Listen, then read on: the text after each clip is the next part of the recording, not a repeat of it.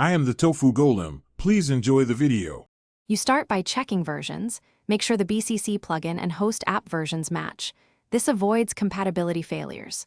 Once done, back up the plugin folder and your app preferences so you can restore quickly if needed. Next, download the official installer or the latest stable build. If there is a checksum, verify it to ensure integrity. This sequence prevents common errors and sets you up to replace files safely. Now you're ready to stop the app and begin the replacement. Quit the host app fully. Use Task Manager or Activity Monitor to confirm no stray processes remain. Partial shutdowns cause file lock errors.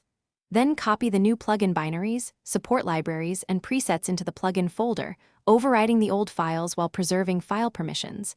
Incorrect permissions cause silent failures.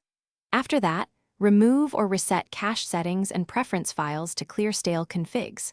Once complete, restart the host app so it rescans plugins and open a minimal test project to validate the plugin loads and the effects render correctly.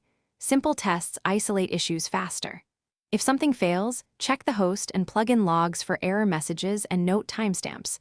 Those clues pinpoint missing dependencies or permission denials.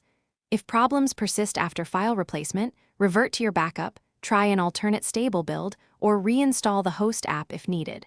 One key tip: if a plugin fails silently, run the host with administrative privileges once to diagnose permission-related problems.